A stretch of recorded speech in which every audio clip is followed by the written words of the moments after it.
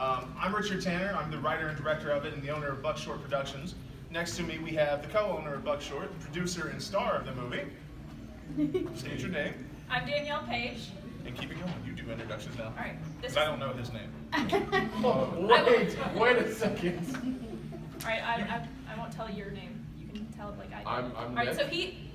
I shot the movie and I edited and did all the technical stuff on it. This is Dante. He's the main actor. Yep, my name is Dante. I'm one of the actors in Frankenthug. And my man. So I'm Nathan Hamilton. I play Little Dave in the movie, or I'm Little Dave and I play Nathan Hamilton in real life, one of the two. They're the same person. He sounds more or exactly less the same right now. I don't have a voice. So I'm doing the Little Dave voice. Why not? I play the villain of the movie. So. All right, so the way I've been wanting to start this, because I've been thinking about this for like a week now, because the best thing I've heard is Nathan Hamilton's description of what this movie is. Like, I've written it on the back, it's fine, but Nathan describes it in the best way. So Nathan, if you would, tell them what Frankenthug is. All right, Frankenthug is a flick about Satan's Own, which is my biker gang. I play the leader. We go in, we take over the local drug trade, and in the process gun down one of the local dealers. And he is then brought back through hood science, aka weed that'll raise the dead. And so Frankenthug and Satan's Own go to war. And that is basically the movie. Reaper of the Undead is the best. I messed up on that title. We shot the movie around here. It was really fun. It was the biggest movie we've done too, but it's the best movie we've done. It was shot in south side of Atlanta. A couple of shots actually in Atlanta. I don't know, maybe y'all know where Manuel's Tavern is, but we shot up there. Love the place, man. So like I got their title in it. I'm like, let's support them. Video drone, all that. But we're just local around here doing it, and this movie was my homage to growing up in Riverdale, the South Side. It was like, I'm the only white boy in class, and I'm like, my best friends are black since I was young, and I was like, we grew up watching Tales from the Hood. You know, Friday was the holy grail to us, and I'm like, I love horror movies, but I'm really tired of all these white people going into the woods and getting slashed up. I'm like, this ain't gonna happen to me, because I'm not gonna be there. But if I'm in a club and someone starts doing some crazy shit, then it's like, oh, okay, maybe this isn't so good. So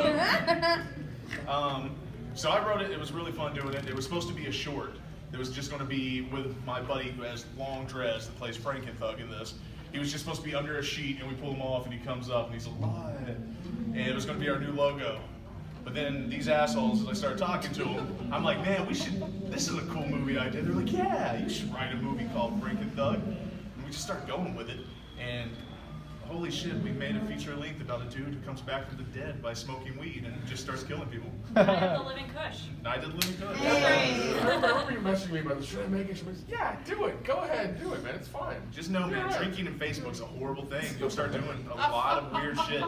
It's just people will agree with you every time. Doug explains the 2:30 a.m. messages you kept sending me. Right? Should I do it? Yes, you should. What about you? What are your experiences with it? What did you get out? Because you produced it, so you brought your own little design to it as well. What do you think? I grew up the same situation, like Richard said, on the south side of Atlanta in the hood area. So I grew up very similar. You know, I loved Friday. I loved Undercover Brother. That was one of my favorite movies growing up. So when this idea was presented to me of like, hey, what if we mixed like Frankenhooker with Undercover Brother? And I was like, huh. I mean, yeah. And the idea progressed from there, and like the experience for me, making movies with your friends is super cool because that's different than I've obviously worked on other film sets as well, and making movies with your friends is so different because it is those 2:30 a.m. texts like, hey, what about this idea? Hey, actually, let's change it to this. Hey, this might be a drunk thought, but what if we added it to the movie? And that's unique. And then the next day it's like, why did we do this? Oh yeah, I was drunk and I came up with this idea. And then it's justified and you're like, yep, it's in the movie now. Plug some new shit. What else you been in? Because you do a lot of acting too. I know you mainly produce for me. You've directed though. What else have you done? I've a bunch of other projects. Can't think of a single one right now, can you? Nope. Bring up Arte Factum. Yeah, oh yeah. There you go. Wages of Sin, I actually, I am in one of their shorts in an anthology, in the Arte Factum series. I directed another Arte Factum short that I hear is coming to DVD soon. Should be in May. In May. That's your goal. I have a project that's getting announced next month that I'm currently not allowed to talk about, but I'm super thrilled and super excited to get out there. It's always fun stuff. Yeah, so, your turn. Yep, come on, tell us about your experiences with it, man. Like you brought a lot to it because this is your first feature. No, I'm serious. It's your first feature working with us. And Yeah, you joined us on this project. we're How fun was creative that as like? hell, but this is the technical side that comes in. let's It's see, like, hold this on, let me was- show you how to turn the camera on. It was nice. That's basically how it was. Richard was like, "How do I do this?" Click. That's how you turn it on, Richard. Yeah, didn't know what he was doing. It was funny. It was a lot more fun than the last one I worked on. The last one I worked on was horrible, and the guy didn't know what he was doing, and he was a racist, sexist asshole, and so that was interesting. But no, Richard is not sexist or racist, so it was fun. Yeah. Time of the Weinstein Gate. Time of Weinstein Gate. That's the best compliment you can get. Fuck you. Fuck you. And then Dante, man, you're our first timer in this too, man. We didn't even know you before this movie, but you came in and accepted the stupid shit we were doing on like the lines of Christy Ray, like of all people for me to meet you through. That was the weirdest thing. But what was it working with us, man? Because you fit in perfectly. Like, I felt like you were family. It was great. So I'm actually coming from North Carolina, so Wow. I'm new to Georgia, so I moved down to Georgia, and I've been an actor for quite some time. I've done the theater side and the film side, mostly theater. So coming into film, and Christy Ray actually hit me up and told me, hey, there's an audition for a film that a guy named Richard is doing. It's called Frankenthug. Like, you should try it out. I mean, my first thought was, what? But I trust Christy. Me and Christy grew up together, went to the same high school, the same town. So I trust her. I got in touch with Richard. We did a couple of auditions, and he liked what he seen, and we went off from there. Going into set, meeting these guys, talking to these guys, it felt like I met them for quite some time. We became close quickly, and I felt like a part of the family. But the experience was awesome. Rich is laid back, so he gives you the opportunity to sit back and think about, so how do you feel about it? Do you have anything to put, some input? So it wasn't just, hey, I need you to do this. He really just sat back and say, hey, how do you feel about this? Which way you want to go? How do you want to do it? And he trusts me, and that's a big thing. Once your director has trust in you, you get more comfortable and you can get creative. So it was dope. It was real dope. On that, man, I'll tell you, I hated going back and editing this movie because I start laughing and then I'd have to pull the script out and I'm like, oh shit, I wrote that joke because they made so many jokes in it, it would kill me. And then I would start laughing at my own joke and I'm like, I'm a jackass. But no, they did great. You watch their faces, everyone's face, especially him, because he'll just go over the top because these two have the serious roles in it that they're trying to make a plot called Frankenthug move forward with emotion. And everyone else is like dressed as a doctor. You got bikers just drinking and chugging and making bad jokes. And then I have these two like trying to make a romantic love story that's, go through. It's a Romeo and Juliet thing. I'm And Switzerland. it's hilarious though, but their faces are great because they just react to this shit just like. And then of course we have the villain, the son of celluloid, the man with no tan, Death himself. My very personal Christopher Lee, because he got onto the set. I wrote a part just for him because he was in a movie called Frankenstein Created Bikers by Jimmy Pickard. If you haven't seen it, go out and get it. It's fucking great. But he does this, and I write the part for him. I'm like, holy shit, what if we take this, hood movie and mix it in this universe that Pickard made, which is Underground God. And I get him there, and he's on crutches. Yeah. 2 weeks before we started shooting, I herniated 2 discs in my back. So there was a lot of like, I'm on crutches, action, okay, here, hold these. And then like as soon as we got to cut, like, oh God, I gotta sit down. So, it was a rough shoot, but it was fun. I just kept thinking, you know what? I just kept reminding myself, Christopher Lee shot Horror of Dracula with 4 fucking broken ribs. I'm not gonna let that stop me from shooting this. So that was my inspiration, how I kept going with it. There are actually a few scenes, Nathan. You haven't seen Frankenthug yet, have you? I haven't seen the whole thing. I've seen bits and pieces. I saw the copy already. There are a few scenes where, because Nathan had his back issues, and while we were filming, I had some health issues as well, so I was on a bunch of narcotics for it, but I couldn't stop filming. So Nathan and I are both like in scenes together, and between both of our pain and like the medicine that we're on and everything, our dynamic And those scenes is different than our dynamic in any other scene. We're just like, no, we're just different people. We're not even actors at that point. We're the character. Right. At least in our head we were. So. We were method acting. Yes. Yeah. It's also a really good drinking game because me and Nick are not perfect yet.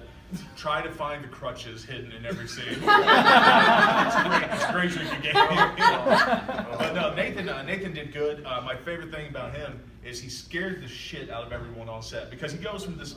I mean, like he's a tough looking guy, but he's like, "Mom, here's a teddy bear. You want to hug him?" But then he'll just stand up and be like, "Hey, you motherfuckers, get over here!" And just everyone's like, "Oh shit!" And he's carrying a shotgun around, and we're poor, so we have a real shotgun. Not a problem. Best shotgun moment was when the movie tour comes around. I was hoping that got By the way, that made the BTS.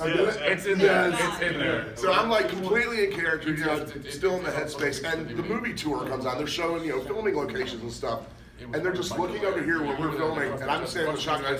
Step up to the railing, stare down the bus, and just cock the shotgun. And like people wouldn't get off the bus. It was great. And the first thing I did was put out the camera and then put my hands up. I'm just like, all right, there's nothing in my hands. Don't shoot me. It's like as soon as I cocked it, I hear them behind me go, "Oh fuck, no, don't do that. I'm in it now. It's too late."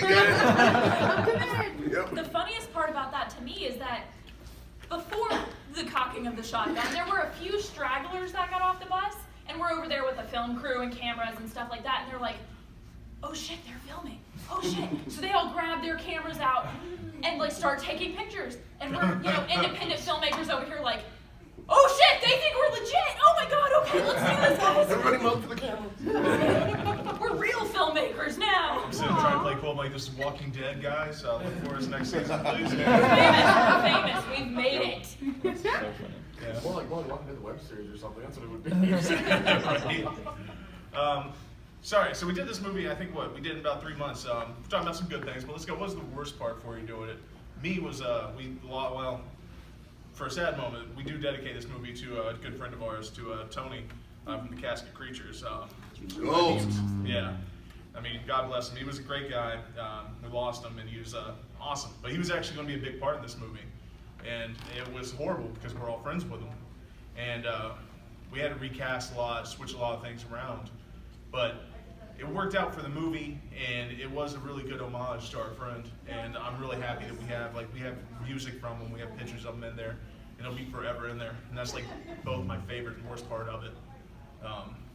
Getting sentimental over here, but you know. So what was for you? Let's go to the worst parts. Let's circle around. Oh gosh. Probably the lab scene day. That was the worst day. Yeah, that's a lot more lighthearted. Yeah, it was not windy and it was humid and it was just It was 100 fucking degrees in the cabin. Yeah. Well, the thing was, we weren't even in the garage. We were outside, and it was still really bad because once you left that area, it was fine. Like I almost collapsed and I didn't sit in my car for 15 minutes and just turn on the air. I was like, I'm going to fall over. Yeah, I think the lab scene was really the tough part for me. It was just hot as hell, and it wasn't enough water. Nathan sitting up there going, "What the fuck y'all talking?" I was in a leather jacket. Yeah, that's true. No, Nick also was the guy in all these hot scenes, and any day he would wear like the same pants on film day. And I love this because by the end of it, the zipper didn't work, and he would just cuss at us. But every 5 seconds, you would just see him like reach in his pocket and pull out like a pack of crackers and hand it to someone and just walk off and film the next scene. He's like, "Don't pass out." But yeah, you laughed at those crackers. They saved lives. They saved lives. It was these little cheap ones, like Krunger's, like peanut butter crackers. It was like The best you crackers. have to. We didn't have craft services, so I had to do something. It would at least be like, you know, yeah. So you had pocket crackers. Yes, pocket crackers. Yes, I did. Yeah. All right, so Nathan, tell me this, man, because I've talked to you briefly about it, but I always love hearing it. Okay. So, you played Little Dave in 2 different movies. Yes. So, I know that me and Bickard are totally different guys, because like that guy's Absolutely. shooting on film. Yeah. So like it's got to be careful. I'm like, I don't know what I'm doing, but I like this movie, so let's do this. Let's make a RoboCop scene in it.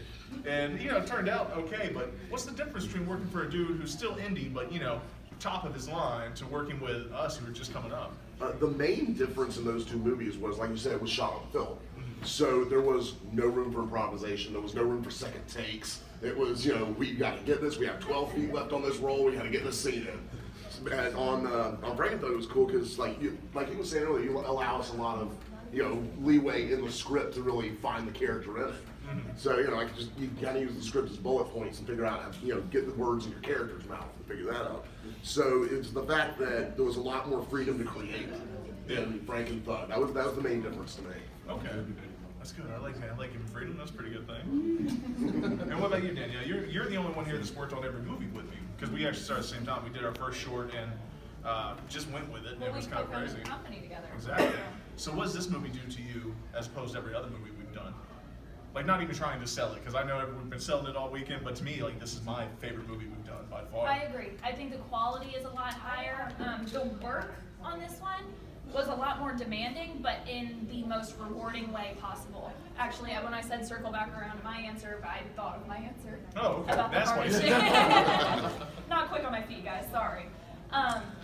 Is that production-wise, producing, it was challenging because we're bringing two very different genres and ideas together. So producing-wise, that's very go out and make this happen.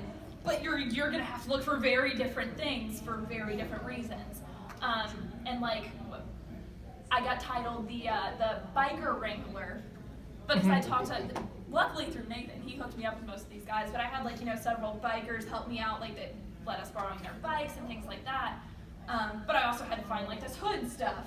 So it was a lot. But this stuff comes naturally. It was all right. But because of that, it was so rewarding because I feel like it, in the end, collaborated really well. And without putting that work in, I don't feel like it would be as successful as it is, in my opinion, at least. And that's what I like most about it, is that through that collaboration, we've made a really strong product. Yeah, this is the one that is actually setting us apart with it. That's what's great. Because we've been here, what, 3 years for Days of the Dead now? That's yeah. And it's funny because you get to meet everyone and you realize how small the independent world is. Because I met Nathan years ago. We didn't talk much because I didn't know. He was like, oh, that's the son of Celluloid. I know him. Oh, that's this guy. Because very quickly I was like, you meet Ray Wise once, you're like, that was awesome. I met Ray fucking Wise. But then you're like, I'm never going to see him again. But that dude does something. Here's Brian Williams over here. Here's Fred Vogel. And you start meeting them and it becomes this little family thing. And then you start making movies, and that's when it gets weird, because you start just going up these levels, and you're like, you have people come up to you, and you're like, oh, I've heard of Room for Rent, I've heard of Once Upon a Nightmare, Frankenthug, I've been waiting for this one. And this is our first year where it feels like we've arrived, that people are going, hey, I've heard this, I've been wanting to see it, everyone's telling me about it. And it's like, who? So it's pretty interesting. You and I have actually talked about this because after last year, we were little high schoolers, and we were like, we're sitting at the end of the cool kids table. We're not part of the conversation, but we're at the table. And then this year it kind of felt like we're more part of the conversation. And that's Now it's like prom king and queen. It's just like, hey, just get loud with it. I'm gonna tell you another challenge that I had. Coming from a theater background and transitioning over to film. Right before I started this film, I was in a play. And I was doing rehearsals, things like that. So from switching to being loud and having to speak with my hands and my movements and everything that I do, to now I have to be, it's just my face shot. I have to show my emotions. I can't talk so damn loud. So that was really a transition, because working from theater to film requires two forms of acting. No matter what anybody says, you have that. It's a different acting technique towards each one of them. So I think that was a bigger challenge, just coming in and say, okay, this is my character, this is how I need to portray it, because I didn't want to, the last thing I wanted to do was have Rich Black cut. Hey Dante, you're not doing too well right now. I need you to calm down with the hand movements and just show me some damn emotion in your face. So I think that was a big challenge, but as time went along, weeks went in, I felt like I was doing pretty good, and Rich backed me up and supported me 24/7. So. See, it's funny you say that, man, because I've worked, when I first got into it, I got a lot of stage actors, because I'm like, oh, you guys act, come here. I fucking hate stage actors. No offense to stage actors, they're great, they're crap, but I was like, acting's acting. They don't cross over in the screen. And I was like, oh, that's what you guys get off the set, man. So no, you do it. You come off real natural on camera, opposed to like, because there's some people I'm like, I won't cast anymore. Great actors, but I'm like, they put it on there, and I'm like, well, we can't use any of the sound. Let's just make him mute this. This is silent film now. So. No, you hear about it often where like they sometimes they can't cross over, but he did perfectly. So He did. it was fine. Absolutely. Yeah. Nick, tell us a little bit about the DVD, man, because you got this is the first time we ever went a little bit crazy with behind the scenes and special features. Everyone got mad at me. I was like, take pictures, give me all the pictures now. Somebody hold the BTS camera. Get those shots over there. Get people like doing stuff. They're like, why? It's like, just do it. And I'm glad they did because we have an hour of BTS, which was edited by Cassidy, our Right over there, beautiful girl. Hey, give it up for Cassidy. Yeah. She's our assistant director. She did the editing on that, and it's I think it's 6 days of our production, and we have the picture gallery, we have the music video, we have trailers as well, and I wanted to go really big on the DVD because I was like, I always get independent DVDs of these things, and it's always like scene selection of the trailer. Yeah. That's fine, that's cool, but I want more. I want the commentary. I want like 3 commentary tracks, one drunk, one from something else. I want the BTS to be 90 minutes. I want like an hour picture gallery. I want like all kinds of dumb shit like that for me spending the money on it. And like that's what I wanted with this one, and it took me forever to get the DVD right, and I finally did. Yeah. And I was very, very happy with it. I am too. So it's the first real interactive one we've had. Yeah. Like, because usually we're the guys that are like, oh, scene selection trailer. There's the movie. So this one, like, hey, you can move the button. This is great. We're back in '99 now. It's not a VHS or DVD. Because I messaged everybody like a month before. It's like, give me all the pictures, and then like I some of them did, some of them didn't. And it's like, all right, whatever. Here are the pictures. So my favorite part though on the for our special features though is we did a music video, and I want to bring on some to music a little bit because we had a couple of great bands. Dante, you gave me one dude named DJ Tieback. Tieback, yeah. That's my brother. Yeah. But it's great to me because this is not the type of shit you're going to get like a Days Dead. Because usually you'll get one type of music, you'll usually get really bad metal. But we've been friends with Casket Creatures forever, and we got the marvelous Del Jepson and the Nighthawks. Yes. And he's in this, and it's just great because you go from like classic '70s rock to punk music to this really good hip hop on it, and then of course, as any indie person will ever use, Kevin MacLeod to do our little scoring in between. So, tell us. Let's go to you first, Nathan. What? You know Del Jepson Nighthawks. They got abducted. They were in the '70s. Yes. Everything back now. What was it like? Because you did some scenes. Yes, I got to be on scene with the legendary Dale Jepson. And, like, we had to rewrite that entire day, basically, because we had 2 Nighthawks. Well, we had Dale Jepson and Nighthawk. So, like, we had to make a whole storyline about why they weren't there, and the power of rock and roll would still keep the show going and all this. So, me and Dale had some very interesting scenes. That was a lot of fun. Yeah. Like I've known him for a while. We had pretty good chemistry, so we just like didn't naturally flow. So like we're just like we have no idea what we're gonna say. Turn the camera on. Just basically how it was. Yeah. I ruined shots because I would start laughing at them so hard. That was great. God, that last one with the disease of alpaca.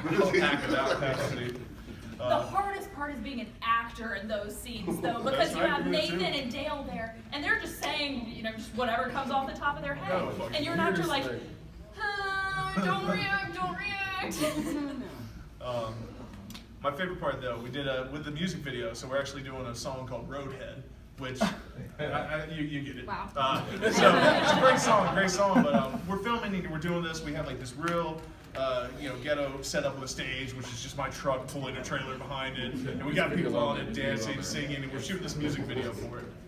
And at one point, they're just wild. They've been drinking beer all day. There's whiskey getting passed around, and I look over, and I see Del Jepson just pick a fucking gas tank up and start drinking out of it in the middle of the show, and I'm losing my shit because I'm like, oh my god, that's my gas tank for cutting the grass. Someone grab it from him. That's not a prop. And only to find out this dude carries a gas tank filled with beer with him everywhere he goes. Which is should tell you a little bit about the legend of Del Jepson. So Dante, tell us what I never met your buddy DJ Tieback, man. Where's he actually tours, right? He actually tours. He's a DJ for. He actually helped DJ for quite a few hip hop artists like 2 Chainz and local artists in Houston. So he's traveled to Florida, Texas, New York. He's actually from New York, North Carolina, all the way to California. So he does a lot of things. He's an up and coming DJ. Yeah. But he does great music. And when you said you needed some music, that was the first person that came to mind because he does great beats, produce. So I grew up with him when he moved from New York to North Carolina. He's been my brother ever since. So when the opportunity presents itself, I was like, hey, we got an opportunity for you. So Yeah, I loved it. It's funny to me too, because like I said, Dante's first time in the movie, and then he's helping with the movie music credits. You know, I got people getting bikers and everything. Like no one wears one hat on it. It's like, yeah, I'm the writer director, but I cut the movie together, then I give it to Nik, and I'm like, Nik, can you make this better? And Nik does. And then Nik's like, well, I'm going to be the cinematographer. Then he's like, all right, we need to do sound. All right, we need to really edit it. Then we get someone else that does special effects. Yeah. And we get a lot of people to just smoke pot and blow smoke onto the screen just to make it look like a pot movie. shout out to Kid. Yeah, right. Shout out to Kid, man. No, Kid did the VFX for this, and it was wonderful. He did such a good job. It was. Yeah, they're in the beginning, and I think towards the end of the fight scene, and they're so good. They're so good. We had a lot of props in this one. This is the first one we ever went through real prop making. We had like bong guns. Yeah, bong guns. That's great, man. But we had that.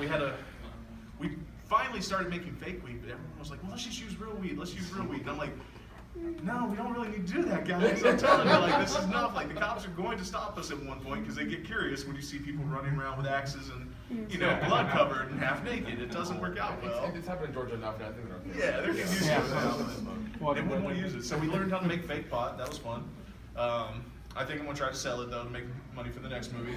Just hopefully no one tries to come after me afterwards. We did a lot of that. We did a lot of gunshots in this one, which is amazing how easy it is now with just like simple computer effects. Because I'm sitting there looking up online like, all right, well, to do a gunshot practical, you got to kind of blow someone up. That's squib, right? Yeah, the squibs. And it's like, I'm looking at it, I'm like, I can do this, but I'm terrified because we are non-union. We're indie. We're low as we can go. And I'm like, I feel like I'm really going to, it'd just be easier to shoot someone in the arm and pay for the hospital bill because if this messes up, it's going in. Like, it's going to be the chest hit. So we went for special effects. I mean, it's cheesy, but that's what the movie's supposed to be. It's supposed to be a throwback to the 80s. It's supposed to be full moon. Like, that's actually my goal. It's like, I want full moon to pick it up. Not even for money, just because I fucking love Puppet Master. And I love Killjoy, and I'm like Evil Bong, and I'm like Frankenthug deserves that title. What other stories y'all got for it? Give me something. Nathan, what do you got, man? You were on, because you got to deal with a lot of bikers that you made. Like, you basically just knighted Satan's Own. Because like you said, Tony was supposed to be one of the bikers, and you know we had most of the rest of the cast creatures were going to be playing bikers, and then when they couldn't show up, we just had random people. I'm like, I've never met any of you before, but you're Giggles because you have that laugh. You're GQ because you look like a underwear model or some shit. You know, I just named everybody, and like we created a whole new gang on the spot. It worked out great because. Like they all just like took in their character and ran with it, so it worked out really good. I was just yelling and throwing whiskey bottles at them. It was fun. The weird part for me was the day that we had a couple 16-year-olds show up to be biker initiates. That was weird. Yeah. Last day, we made a party of 12 people, look about like 80, and I'm very proud of it. It's also only 2 women in the crowd at the time because every girl bailed. And we just have to shoot, like, go change clothes, turn around backwards, do this. Because we wanted to look like, a real party. And I'm like, this is a very not good biker gang right here. Hey, wait a minute. The best biker. Best biker gang, there you go. It was a bit of a sausage party. No, when it worked out, though, we did a lot of cuts editing and shot in certain ways. It worked out fine, so it looks like a full party. Yep, it definitely did. Yep. It was a fun day on set. That was. Everybody was there, the whole party scene. I'm not sure. You guys had it much more difficult than I did. They played Roadhead, I think, like 12 times that day. Yeah. 12 times since I said it. I still hear it going in the back of my head. Still nightmares about Yeah, it. I was over here babysitting for the whole day too. I'm like, no guys, don't drink too much. No, we're still filming a movie, guys. Calm down. Mama Danielle over here. That's what it's Yeah. And that stage announcement. Yeah, That's that what it stage is. announcement was the hardest thing of the whole set, the whole shooting. He's like, I just could not spit that out for some reason. No. Then we messed up when you had your glasses on and not your sunglasses. Yeah. And then we had to redo it again. Yeah. But I think the one that's in the movie is actually sitting down. I was moving the camera around him and it looks like he's standing, but he's just sitting down on the end. So it looks amazing. All right, so we're getting close. I don't want to run out of time. How long do we got, Nathan? You're the head of Blue Oh, Check. we got about 15 minutes. Okay, let's go with some questions, man. I have some questions. What did you guys shoot on? Nick.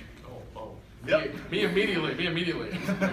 Technical. I know, it was just, I was like, third question, maybe, no, immediately. DSLR? No. Yeah, DSLR. It was a Nikon D5100. Uh-huh. I had 2 of them, and I shot on those. We shot on 2 GoPros as well, Okay. for some of the slow motion stuff. What about your lens scenario? Did you just were you set up on a zoom or did you use primes? I used one prime, I used a 50 for some of the stuff, and then I used the kit lens for the other stuff. Because because of a lot of things a lot of obstacles we had to come over. Uh-huh. It didn't give us time to do shots and do shot lists and get things we needed. We had to get stuff real quick and keep moving. So the kit lens and the 50 helped out a lot. Okay. We were doing, I think there's a shot with them in a bus stop station where it's just the still shot, it's just the kit lens and the 50. We shot with that, and then I would switch it between editing. Did you guys use two cameras simultaneously? A lot? Yes, a lot. Whenever we did to get maximum coverage. Helps out a lot, doesn't it? Yeah. Oh yeah. I had to keep teaching him about that because he's like, no, we only need one. I was like, do 2. Yeah. No, Do it's, 2. Might as well, Overshoot. yeah. I'm learning, man. Yeah, I'm learning. if you have 2 cameras, overshoot because There's no such thing as overshooting. Not at all. You get Not too at all. much coverage. And then follow up to that is, you guys talked about you eventually wind up like to end up on an acquisition deal with Full Moon or something like that. What is your release strategy for a wider release? Are you trying to get it on some kind of digital platform, or do you want to be with a label like Full Moon? You're trying to get it acquired, or are you guys just going to completely self-distribute? We'll go both on that one. I want to get a label. I want to get a distributor. I need to go through that rite of passage. I've been distributed once with our first movie through Sleazebox. There's some guys here, great guys, but it's like I'm not really going to make money off that. And I need to go through and get my, I need to get whipped. It's like I'm going to get screwed over. Yeah. So I'm scared of distribution, but like I need to do it. I need to see what the ropes are, find out where I mess up. Sure. And if that doesn't work, because they may not pick it up, but then I'm going to go through that individual, like we're doing the cons already, just to get it out there. We'll put it on Amazon, because I mean, it's not dirty enough not to be on Amazon. Yeah. So it's going to be, they'll actually make it there. So, and I guess a reverse engineered question from that is, how did you acquire the funding for it? Was it primarily, did you guys raise money, or was it your own money? Did you go on credit cards? It was self-funded originally. Then we did an Indiegogo to kind of put money back in our pocket. Because the Indiegogo track is becoming so unreliable, especially among independent filmmakers, we didn't want to ask for money up front. You mean unreliable in terms of not meeting your goal? In terms of, there are a lot of people that don't trust Indiegogo and things Really? like backing stuff like that unless the project is made, Got it. because they've been burned by it so many Right, times. so many times. So all of the money came straight out of our pocket, and then when we got the money back from the Indiegogo, after the film was done, completed, ready to go, that's when we're getting our money back from. Gotcha.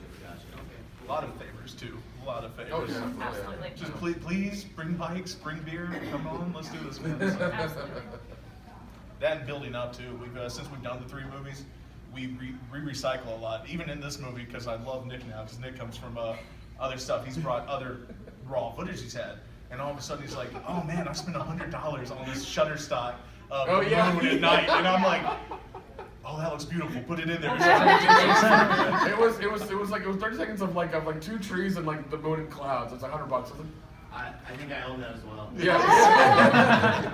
you know which one it is. You know which one it is. Yeah. Yeah. So I was like, yeah, $100. I was like, no, we're reusing this. I'm using this for like some 3 films. I'm if it's a sun or whatever, we're using it. I like to think we're a little bit better than Trauma, but I do love a lot that Lloyd Kaufman does. The idea of recycling and everything. You just take what you have, keep using it, because you don't.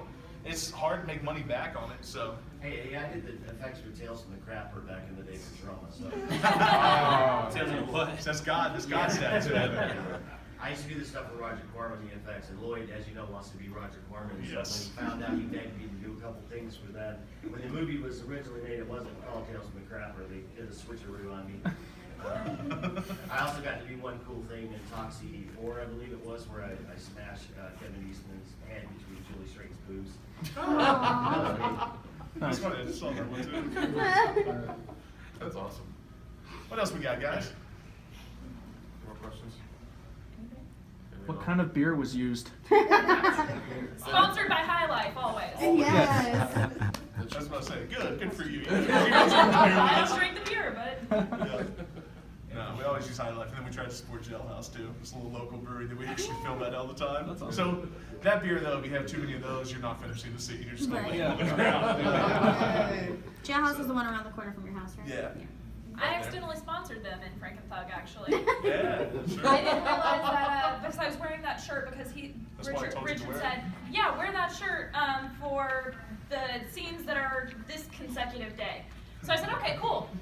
And then I didn't think about it, the fact that that was going to be half the movie. So half the movie, I'm wearing this shirt that has a big Jailhouse Brewing across the front. And I'm like, perfect, I just sponsoring. I want free beer. I gotta get free beer for this site. All right. So, what about you guys? Y'all got anything else y'all want to say for it? Final thoughts? The thing I'm interested in seeing is you said you had an intermission. Yeah. Yes. Tell us about that. The intermission. I did get this idea because I'm watching it. I'm like, I want it to be Grindhouse. We really fucked with the colors. We fucked with a lot of things to it. It's more modern. It's That not was all, that was a drunken idea you and me had that one Sunday. But I wanted to do an intermission. This is a You know? 2:30 All the drunk a.m. ideas, text. that's drunk ideas. It's great being indie. But all of a sudden, Nathan over here used to do this thing called Son of Celluloid. And he did this one thing where he's like, God bless TNA. And he was just like, there's not enough movies putting tits and ass and everything. And he just does a public service announcement. It's wonderful. So we do this, and all of a sudden we just get, he's talking about God bless America. We put a flag over top of it, and all of a sudden we just go through all of our footage and take every nudity scene we have and just have every girl getting naked and running back and forth through it as he's just giving the most patriotic speech you've ever heard. And just ends and goes straight back into the movie like nothing happened. But it's time to go grab a beer, grab some popcorn, get ready for the next thing. It's beautiful. Yeah, I should have put the whole Son of Celluloid show on there. Man. Just go, come on, let it out. Let's do it. I had to make him assure me that because in that scene when I did it for the YouTube show, there are some topless women in there that would not give me permission now to use them in the scene. Said, things have happened since then, so I'm like, dude, you can use it, but you have to edit out that part. Oh, yeah. Put your own tits in there. They're literally my He's tits just over are there. Not your own tits. Yeah. No one alone. Exactly. Yeah. No, that was great. No, Son of Celluloid, that part was hilarious to me because I've always loved it. It always impresses me too that you literally just have 12 women wearing masks stand up naked in your movie in like this blood-covered hall. It's good to be the son of Celluloid. But no, man, honestly, like I loved you guys working on this. This has been my closest to reaching the dream. Like I've reached it this point. It's been amazing because it's all I've wanted. Like I wanted to get this point to where like I'm making a movie. It's going to be a cult classic, and it is. People are going to love it. I know a couple of people have seen it. It does have some issues, but it's going to get a lot better very soon. But it's fucking funny. It's hilarious, and it's what horror needs right now because everyone tries to be. Oh my God! If I see one more movie, either about people going into the woods or about a fucking serial killer that just kills someone with a knife over and over again, like I get tired of torture porn, you know? So, Question. what's up? So I hear that this movie, you may be making some other similar movies like That's a good There we reimaginings, go. There we go. Yeah. like reimaginings of like Universal horror kind of thing. We A did. new universe. We got dubbed already, man. We're the Ghettoverse. So we actually do. We want to make a whole list of these. Like I want to do the Trap House of Frankenthug instead of the House of Frankenstein. Yo. Yeah. So I want to do Wolfbra. Wolfbra's one I really want Yo. to make. And then I got one in mind called Dragula. Which will be a hood one that I'm looking forward to too. I'm not actually going to direct that one though. I'm going to write it and give it to someone else because they have a band they want to put in it, and I love it. That's going to be my new thing. I need to talk to Elzig. I want to put him in the movie. All right. I like getting all about it. band people. Let's just make them characters, man. Yeah. There's actually a film that Richard and I have been talking about for years, and I've been begging to do for years that would exist in the same universe. That I need you guys to all like flood our inbox saying, "Hey, make this movie," so I can have my way on this. It's called Blood Brothers. Oh, I know about that. Yeah. sex comedy about a fraternity that gets bit by a werewolf. That's what Vampires. the world is missing. Is like raunchy sex comedies. I miss them. I grew up. Those are my favorites. Space, exactly. Yeah. I get so proud of Space Base when it came out because that's what Perfect. same line of Frankenthug. Where it's like everyone's doing all this horror. It's like, come on, man, be like, we don't have money to be, insidious. We don't have any of this. Like, you got to go back to Troma. You got to go to Full Moon. You got to be all these guys. Like, you got to be a Sam Raimi. Like, I'll eventually make something good. Right now, I'll make something entertaining. Right now, their sleeves breaking off the t-shirts. Exactly. But yeah, seriously, guys, thank you so much. Y'all were great in this movie. All of you were. Y'all changed my life with it, and I've had the best weekend of my life here. And thank you all so much for coming out to us. And we'll be here until at least 4, maybe a little bit later. If you haven't got Frankenthug yet, we're out of Once Upon a Nightmare. We got Room for Rent and a couple other things as well. Come meet all of us and a couple other people that'll be down there too. Thank y'all so much. Thank you all. Yes. It's good. You got a shark?